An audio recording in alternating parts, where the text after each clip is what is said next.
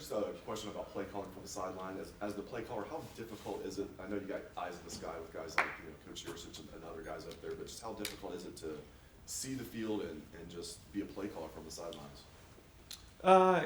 You don't have as good a perspective, but you get a feel for what's going on in the game. I think being in the press box, it's like playing a video game. When you're down on the field, you feel like you're in it. Both have positives. Second row left, Bill. Ryan, we've talked with you a lot this year about, picking and choosing your spots when to run Justin and protecting him. Now that you've gotten to this point, if there was any kind of governor on that in terms of your play calling, is that gone now? No, I don't think so. I mean, we still have to be really smart in what we do, and when it makes sense, it makes sense. When it doesn't, we'll be smart with that. But we certainly don't want to be, just cavalier about just running them all over the place. And right next door, Ari. Ryan, you mentioned that your version of happiness is winning a football game at noon and going home and hanging out with your family and ordering food, which is probably the most important part, right? After a recruiting weekend like you're having this weekend or other bigger ones in the past, is that still possible? Like, do you still make that time? It's hard, obviously, when you have so many people in, your time is limited. But again, we've sent out a letter to most of the people who are visiting just to understand this is one of those games you're just not going to get a lot of face time. And, we had some tremendous people coming in, but at the same time, there's only so much time you can spend with those guys in a situation like this. And, we'll spend a little time after the game, but that'll probably be it until Sunday morning. Ryan, one follow-up to that, and I think you kind of touched on it there a little bit. I thought it was interesting on Tuesday when you said this isn't that type of visit because it's a big game and that every visit has its own purpose. Sure. How thorough are you guys? I'm sure pretty thorough about explaining that to the kids so they understand what type of visit it's going to be. I know maybe it goes without saying there's a game happening, but like when you have an official visit in the summer and you have an official visit now, it's obviously different. How is that communicated, and do kids have an idea of the context of what a certain type of visit is? I think that it's on the position coaches to let them know that, but we also drafted up a letter to send to the people who are coming, exactly what you're talking about, and that this is November and one of the biggest games of the entire year, and what the expectations are of this visit. So we actually wrote that down and sent a letter to some of the guys about that. Far left, Lori. Coach, during a week like this, do the ones get more snaps in practice because they need to be extra sharp, fewer because the premium zone being refreshed, or the same just for consistency's sake? The same. Yeah, we kept this routine this week the same. I think the guys like being in a routine and they feel comfortable in it. Front row right, Austin. Ryan, you talked a couple times about J.K. wanting to play more and maybe wasn't happy about missing the entire second half last week. What are those conversations like with him to impress that the stretch run is maybe what matters, or how do those conversations play out? Last week it played out in the locker room. I said, "What do you think?" I'd really not like to play in the second half. He said, "Well, I want to play. I want to run. Give me another series." And I said, "All right. Well, let me talk to the coaches. I just want to see the look in his eye. If he was shutting it down or if he wanted to play." And he had a look in his eye like he wanted to play. And so then we got down on the field, and he's stretching out and moving. And right before the ball got kicked off, I said, "You're out." And he just kind of looked down on the ground. And I said, "I'm only doing it because I love you, man." And he said, "Love you too, coach. I appreciate it." And he went out and cheered, his teammates. But that's the competitor in him. And I said, "There's a lot of football to be played," and that was the conversation. So how do you say no when you see that look in his eye, man?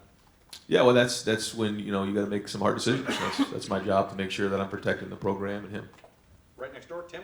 Yeah, Ryan, you were a quarterback of some repute. When did that moment come in a week where the bucket, information bucket, got overloaded maybe for you from coaching input, et cetera, and how has that guided you, and especially this year with a first-year starting quarterback, but how has that guided you in going into a big game, how much Justin really needs to know, et cetera? It's a great question. It's something you just have to go back on your experiences in your gut, what you know, and try to figure out what that balance is, to figure out what we can execute at a high level and what's too much. And again, that's the art of coaching. And sometimes you think and you're wrong. Other times you hit it right on the nose, and that's what we work on all week. Right next door, Bill. You guys are obviously number one and statistically in a bunch of defensive categories, and yet B.B. Lander said, and Pete Warner said last night, that we see the flaws.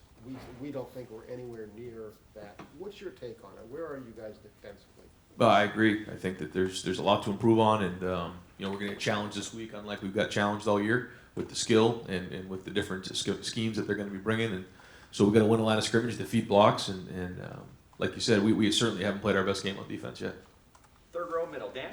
Ryan, weather forecast for Saturday looking like some rain, cold, maybe a chance of snow. Is that anything that concerns you at all in your prep for Saturday? Doesn't concern us. We look at it and try to plan ahead. Both teams have to deal with it, so we will deal with it just like we did in the Wisconsin game, and whatever it is, and we'll handle it. Front row, middle, Joey? If not, my bad. Front row left, Doug? Ryan, as a head coach, what is your thinking on ever allowing a player who is not a senior in eligibility go through senior day festivities if it's pretty obvious that this is his last year at Ohio State? Yeah, we typically like to do it just for the seniors, and that's something special that when you put in 4 or 5 years into the program that you get a chance to do that. For guys that decide early, they typically don't get that opportunity. Not that that's right, wrong, or indifferent. It's just our policy. And a couple weeks in the Maryland game, Kayvon Pope made an interception and ran out of bounds, and Al Washington ran down and just jumped on him and hugged him like crazy. What did you think of a moment like that when you have an assistant coach and a player doing that? I showed it in the champions meeting and just showed them that that's the excitement, energy that we're looking for. And there was a lot of guys on the sideline that did the same thing. Yeah, but to see Al and the passion that he coaches with and the energy he coaches with, that's what we want with all of our coaches. And we called it out in the champions meeting, and it was great to see. Right next door, Nathan? You guys have obviously been really prolific in the red zone this year as far as scoring touchdowns. I think the only 2 teams ahead of you have had about half as many attempts as you guys have had. When you diagnosed what happened on the goal line stand Rutgers had the other day, were there any common denominators in there that concerned you, or do you just kind of write it off as an anomaly? And About 4 plays earlier, I wasn't sure what happened. Justin ran, and I thought maybe he got jammed up there, and it was nothing. But at the time, I thought that something had happened, so I got very conservative and ran the ball. Second row right, Tony? Ryan, you've been asking the fans to be loud in this one because it alters communications. What's it like calling plays and doing that sort of thing at Penn State when that's a crazy crowd? How does it affect you? Oh, it's huge. So guys being loud when you're at an opposing team's stadium, if you're on offense and you're trying to communicate, it's really hard. And so the louder we can be, the better. And just picture a left tackle who's trying to block Chase Young, who's not on a verbal cadence, he's on a silent cadence. So typically what happens is they have to use some other mechanism to trigger when the snap count happens. And if you're really, really efficient at that, you can be as good as a verbal cadence, but you got to be really on your game. And so you're either looking in at the ball or you're trying to time it up or all of those things. And so the louder we can get, the harder it makes on their offense. And so especially on third down, but anytime they have the ball, the louder we can be, the harder it is on the offense, and especially on the offensive line is trying to block our defensive line. Right behind him, Tom? Noah Kane, sounds like he's a game time decision. KJ Hamler's been in concussion protocol. How much does that uncertainty with kind of big pieces on their team, how much uncertainty does that uncertainty kind of impact and make your preparation more difficult this week? And no, I mean, those guys will be playing, and they'll be shocked if they don't. If they don't, we'll adjust, but we're planning on those guys playing. But in general, when you have something like that where there's maybe a little bit of uncertainty, how much does that actually change? We just plan on those guys playing, and then we go from there. Yeah. Last 2 questions. Far right, Colin? Ryan, Justin Hilliard won't be going through the senior day festivities I saw. Has his waiver been approved, and where's he at deciding on sits here? Yeah, you have to talk to Justin about that, but he certainly has interest in coming back. And final question. Front row, middle, Joey. Yeah, Ryan, similar line of questioning. C.J. Saunders, another guy who could pursue a 6-year. What's the latest with him on that? Yeah, it's something he's interested in, but there's still a lot to be done before that happens. Coach, thank you very much. Thanks, guys.